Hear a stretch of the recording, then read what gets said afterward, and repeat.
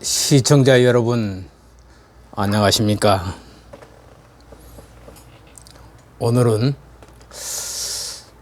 2001년 김대중 정권의 마지막 해, 좌파 정권의 문을 연 김대중 정권이 자신의 정권을 유지하기 위해서 당시 이름도 모르는 한 정치인을 앞장 세워서 대한민국 언론 장악의 음모를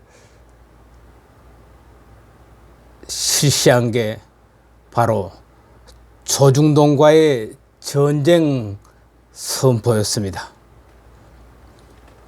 당시 김대중 정권이 주도했던 조중동, 조선일보와 중앙일보, 동아일보 3개 주류 신문의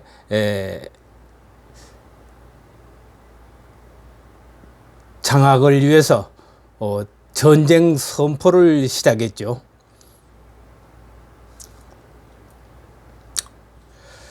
이는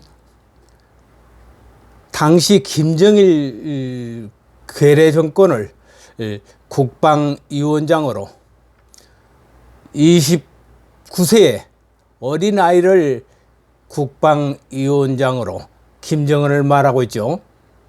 호칭하게 한 이날의 언론들을 장님과 꿀벙어리로 만든 좌파 정권이 기획한 언론 장악의 시나리오였습니다.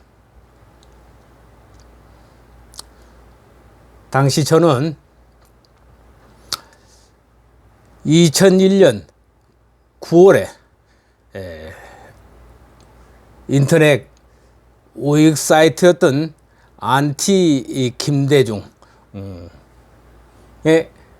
칼럼 글을 싣고 있을 때였습니다.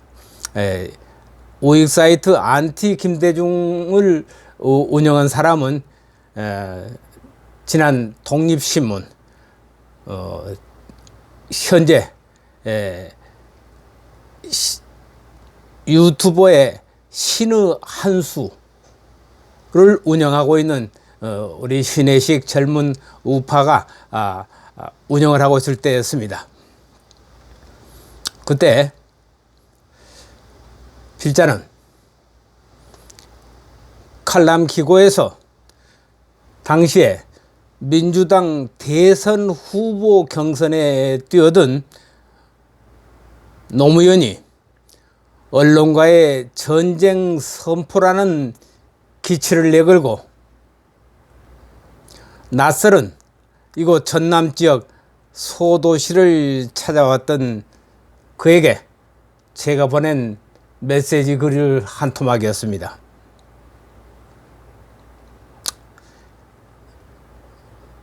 (18년) 전 2001년 9월 25일 날 이 전남 나주시 소재 문예회관에서 노무현 당시 민주당 최고위원회 강연회가 열린다는 현수막이 거리마다 펄럭이고 있었습니다. 주체는 지방 임의단체가 주도한 소위 조선일보 불매운동과 언론개혁의 초청 강연의 초대 연사로 노무현이란 이름 석자가 새겨져 있었습니다.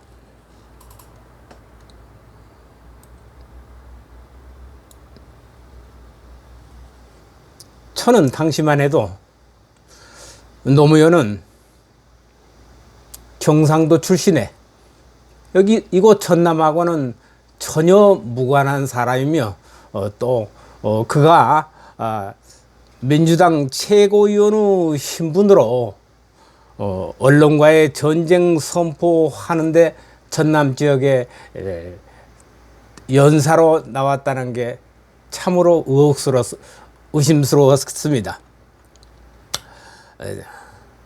그래서 제가 집권여당 최고위원께서 국사 다 망하실 텐데 소도시 횡차가 웬일입니까 하는 제목의 칼럼을 내보낸 일이 있습니다. 강연 장소가 서울과 부산, 대구, 인천, 울산, 광주, 대전 등 대도시에서나 만날 수 있는 분이 인구 3만을 웃도는 시골 나주에 온다는 게 참 이상하게 느꼈던 것입니다. 그리고 그나마 강연 주제가 생뚱하게 언론 개혁이라는 주제 때문에 더 의구심을 갖게 된 것입니다.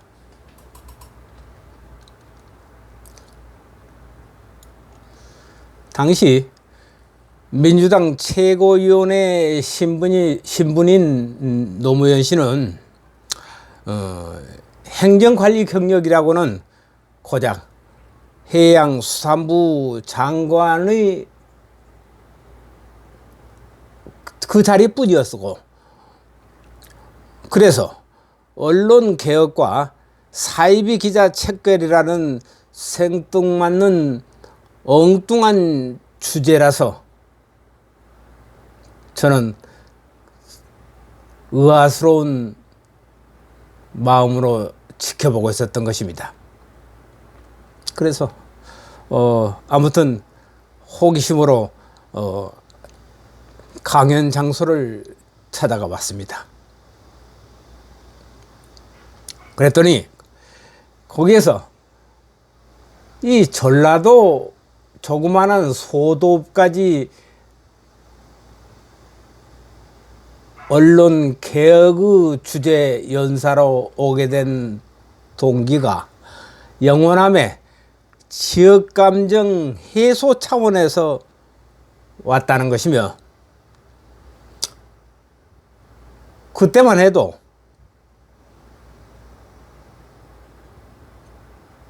민주당 총재 자격의 김대중을 90%나 절대 지지해서 권좌에 올려놓은 민주당의 텃밭인 이곳 전남에 왜 언론의 경력이 아무도 없고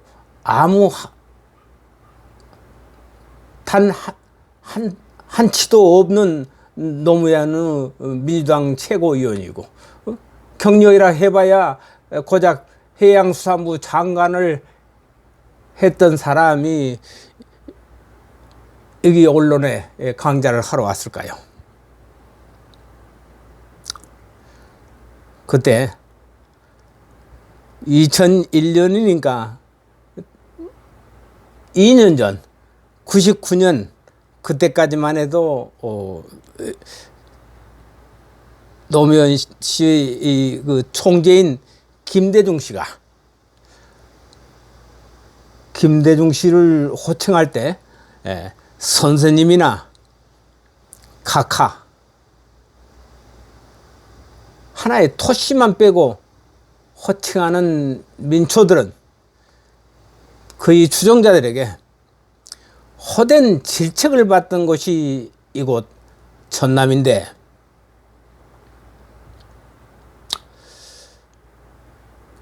아마 그때쯤 이곳을 노무현 씨가 찾아왔더라면 강연회장에 많은 청중이 꽉 메웠을 텐데, 집권 3년째 들어서면서부터 민심이 흔들렸던 곳이 이곳 전라도 지역이었습니다.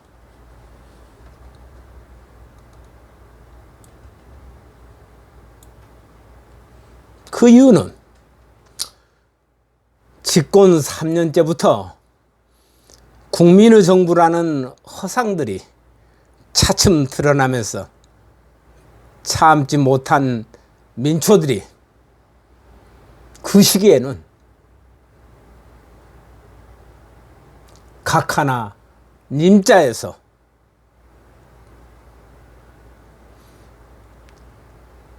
놈자로 바뀌고 있는 이 시기였습니다. 이런 시절에 언론 개혁을 외친다는 의미가 너무 궁금했습니다.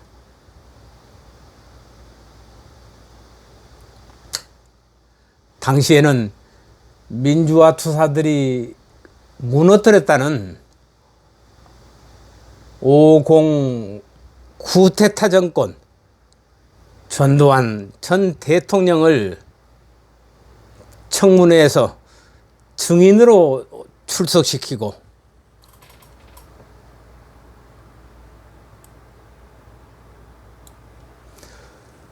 생방송으로 공개된 광주 5.18 청문회장에서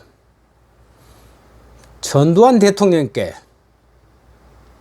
증인으로 참석했던 전두환 전 대통령을 향해서 청문회장 책상에 있는 명패를 들어서 던졌고,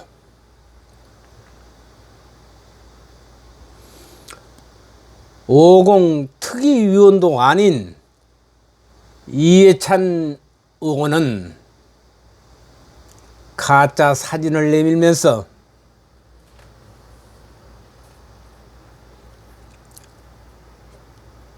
증인으로 참석한 전두환 전 대통령을 향해서 공수부대가 광주 시민을 학살했던 사진을 아느냐고 전두환 전 대통령의 얼굴에 내밀면서 호기를 부렸던 당시 김대중 좌파 정권의 1등 참모들이 지금 대한민국 언론에 재갈을 물리기 위해서 온 작전으로 저는 당당하게 밝힐 수 있었던 것입니다. 그래서 귀하에게 묻겠습니다. 5.0 시절에 허문도가 문공부 전문위원으로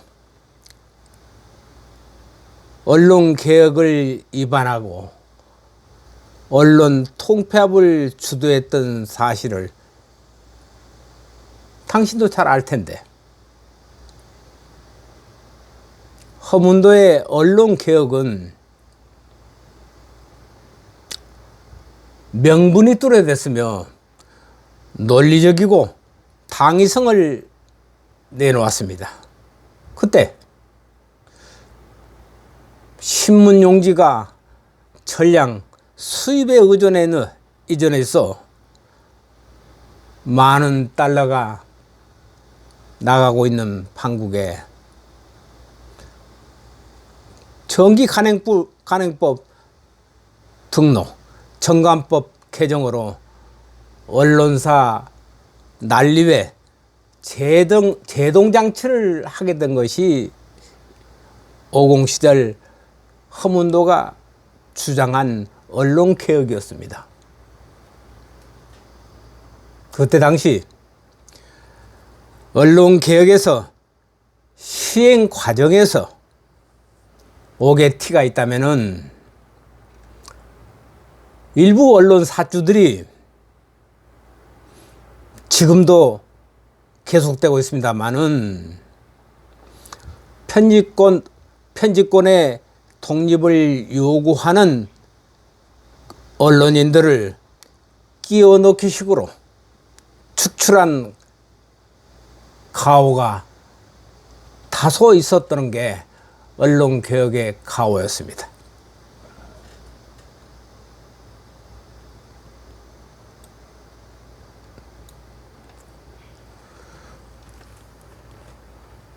그런데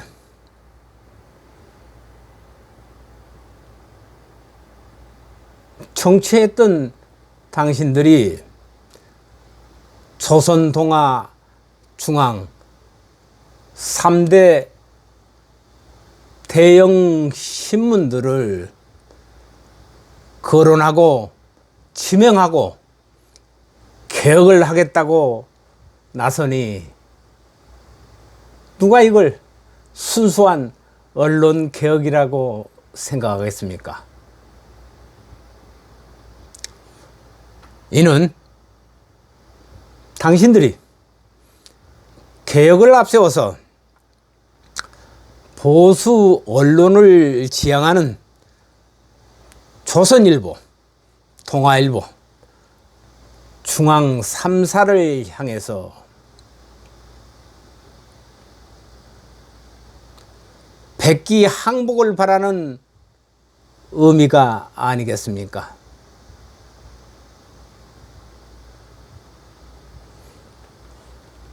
또한 김대중의 언론 말살 정책에 대통령 임기가 끝나면 그 자리를 보장할 후임자를 차기 대표로 대통령으로 만들어야 되는데 당신을 앞세워서 언론 말살 정책을 편 게 아니고 무엇이 되겠습니까? 무엇이겠습니까?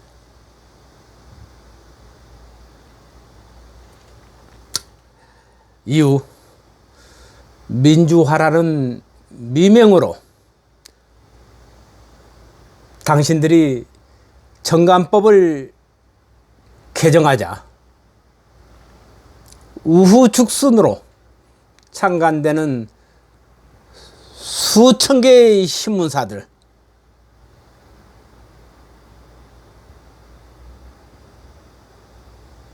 당신들은 50 청문회 때 귀하는 허문도를 언론 말살의 주범으로 매도했는데 지금에서 보니 나팔수로 전향한 대한민국의 언론들의 현실을 지금에 와서 보니 지금은 그 언론 개혁의 선구자로 허문도가 국민들에게 다시 새롭게 비춰지는 이유를 알고 있는지요?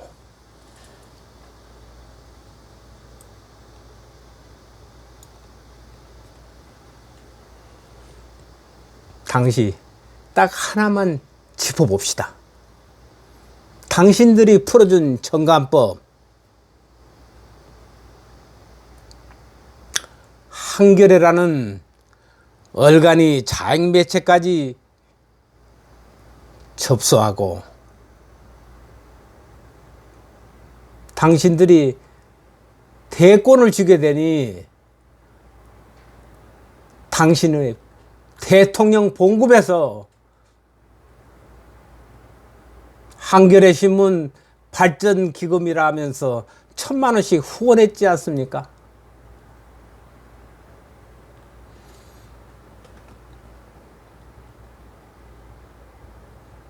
또 봅시다.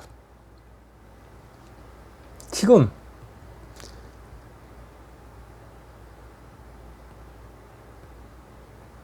지역 언론들이 1,000여 개가 불어났습니다. 이들 사이비 언론사들 대부분의 지방 재벌들이 방패막이로 부정한 짓을 막을 수 있는 사부로 칭하는 언론을 장악하기 위해서 방패막이로 만든 신문사들 우죽순격으로 생겨서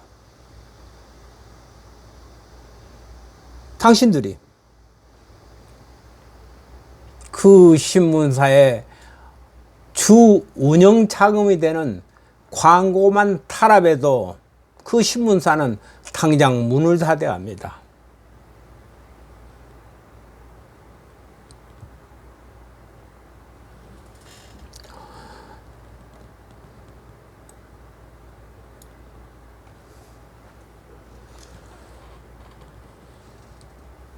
저는 당시 민주당 최고위원이자 언론개혁의 강사로 전국 순회지 가운데 제일 먼저 전남 이 적은 고를 택한 노무현 전 대통령에게 이런 메시지를 던져봤습니다.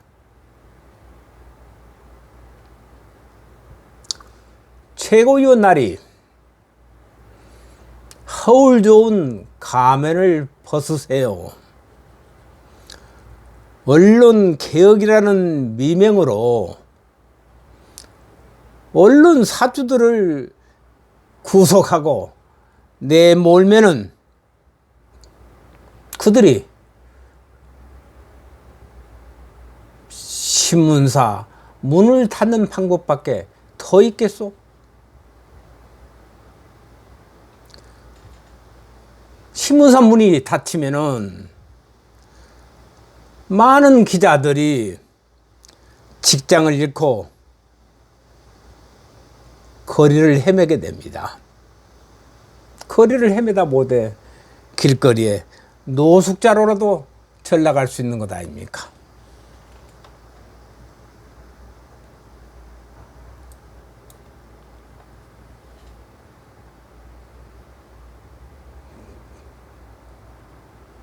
지금 문재인 정권 언론의 입을 어떻게 막고 계시는지 알고 있죠?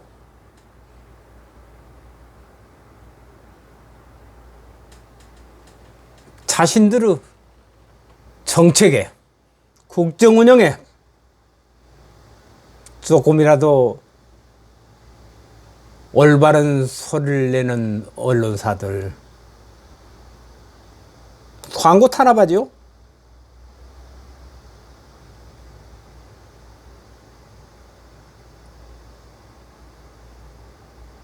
종편 방송 50여 개 광고 탄압으로 당신들의 수중에 전부 집어넣었죠. 이제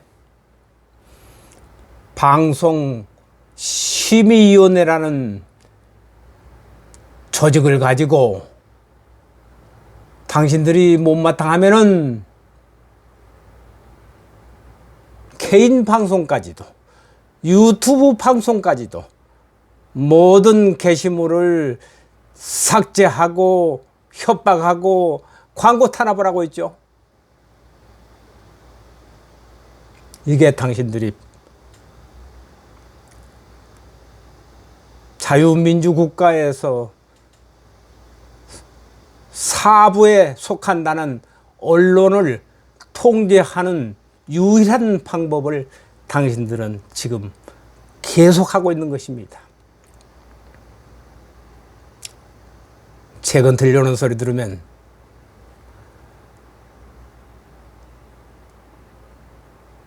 이제 유튜브 방송까지도 제한하려는 움직임을 보이고 있는데, 그렇다고 국민의 알 권리, 표현의 권리 이것마저 다 막을 수는 없는 것입니다. 정신 차리세요.